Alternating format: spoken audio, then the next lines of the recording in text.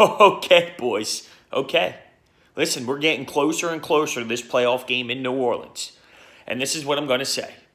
It would be ridiculous, absolutely ridiculous, to count this football team out. After everything they've shown us so far this season, you can't say it's impossible. The Eagles have a chance, and they're a hot squad right now. They're on the rise. They're playing great. They're playing very phenomenal. Sean Payton, you make me laugh. He brings in over $200,000 to the locker room. He shows them the Super Bowl trophy from the past. And that's how he's going to spark this team up to play. Win 3 games, you get $200,000. Money? Money. That's what it's taking the Saints to get a spark.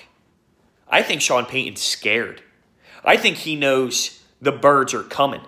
He knows the redemption's there. Malcolm Jenkins and flipping of the bird.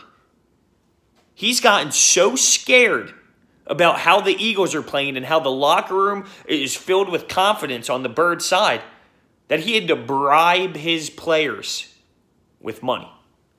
Now, listen, to me, right now the Eagles are playing hot as hell. And the Saints are a good team. I'm not saying they're not. I'm not saying the Saints can't win the football game. But it would be ridiculous to count this team out. I don't even look at the spread. I don't look at that because the Eagles have shown it doesn't even matter. I think ESPN gave us a 12% chance to win this football game. Honestly, with the way the Eagles play, I wish it was 1% because they do use that as motivation. All I'm saying is it's laughable to see how the Saints are reacting. Kamara talking all that smack. I haven't heard anything. I haven't heard anything since the fake robbery as he's holding up the ski mask, wearing him in the locker room. He was talking smack all season long about last year this, last year that, which is irrelevant to this season, by the way. But now he's got us. Now they have us. And we got embarrassed 48-7. And Zach Ertz was talking to the media in his locker room today, or it might have been yesterday, but he said not many chances in life you get a second opportunity like this. The Eagles' locker room is so determined for this game. They were embarrassed, and even Nick Foles said that game brought us together. After that destroyment, is that a word? After they were destroyed by the Saints, that brought the locker room together and said, all right, fellas, what do we have to do? What do we do to take the next step to find a way, to find a rhythm, and to get this season going? So, I mean, listen, everything happens for a reason. Without that blowout, are the Eagles where they are right now? All I know is... okay. All I know is I am so confident in our locker room to be prepared to go out there on Sunday. No matter what the scoreboard says at the end of the day, I have confidence that this football team is determined, focused, and just eager. And I know that they are going to be prepared to the best of their ability. Regardless of how it finishes, I know that they are putting in 700% for redemption. And they're going to give it to us. They're going to give it to us. I know they are. I have that gut feeling. Malcolm Jenkins double flipping the bird off to Sean Payton. This team got embarrassed bigger than any squad I've ever seen. Well, maybe not the Atlanta Falcons in the Super Bowl, but I mean, who? Oh, I can't wait for this football game. I can't wait. One thing you got to factor in, the Saints had a couple weeks off, and obviously that's positivity when you're a football team going through a big stretch of the season. But Drew Brees didn't play Week 17, so he had the week off then. He didn't play last week and had the week off then. And now he hasn't, now he's got this whole week. 3 weeks off for Drew Brees. And of course, you can look at that and it's clearly positive. But When it comes to the flow, the mojo, maybe he comes off to a weak start. Maybe a slow start because he's had so much time off. And that's when the Eagles take advantage. If the Eagles can get up big, that's what I'm talking about. This is a totally different football team. And I know Sean Payton knows that. And I think that's why he brought in that money to try and motivate them. This is a different football team than they saw in Week 11. That game, I remember, it looked like these cornerbacks we brought in off the street didn't even know how to play football. Totally different story. Our front four is electric. Totally different story. Our offensive line has been probably the most effective and dominant offensive line for the last 4 weeks. Totally different. Nick Foles. It's totally different.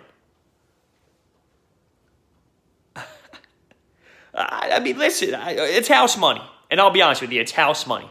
If we go out there, we just work our asses off and battle it out in New Orleans, and it's just this tight grind match, and we just don't come up short. Listen, it is what it is. But I just feel this team can't be counted out. They just can't be. There is something special going, whether it's the Nick Foles shrines, the football gods, I don't know what it is. But there's something special involved. And from Jason Kelce to Lane Johnson to Nick Foles to Darren Sproles, Malcolm Jenkins, Rasul Douglas, Avonte Maddox. Hell, Doug Peterson. This football team is special.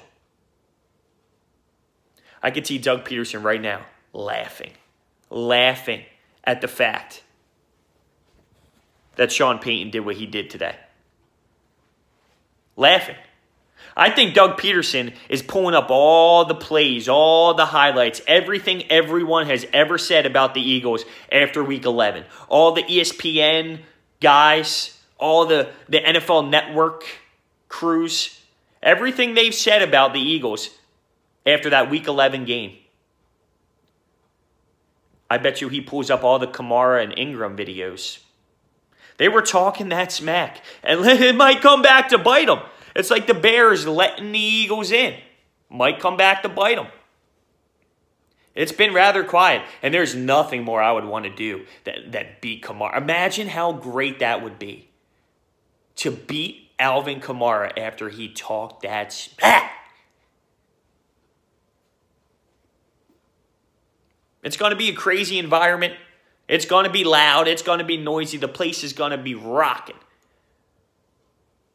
But there's something special about this culture and the way that they believe in themselves. I'm telling you. I picture the way that this team is getting ready mentally and physically for this football game. I just think about it. And I know it's to perfection. Because that's the way that they are. That's the way that this team is. And it's the way they have been once they embrace the underdog role. Don't let us in, they said. Don't let us in. This team is crazy. And you got to think mentally. Mentally for the Saints. Oh, we crushed this team before. We murdered them 48-7. That's a tough thing to overcome. You can make it seem like it's not a big deal. You can talk about that all you want. It's a big deal. When you beat someone to that extent, it's so easy to just think, there's no way they can beat us. If you're in the Saints locker room, you're thinking, there's no way that squad that we waxed can come into our barn and beat us in the playoffs. But I think there's a way. I think there's a way. The determination in the NovaCare complex right now, I don't think could be matched. I'm not saying it's a definite win. I'm saying they have a really great chance, and I believe they can do it. Just based off of everything that happened. Everything. From Week 11 to back to the underdog role, to the way the team is played offensively and defensively, and how we just flipped the switch. Let me know what you think. I kind of just ranted because I'm so pumped for the game. Let me know, baby. Go Birds.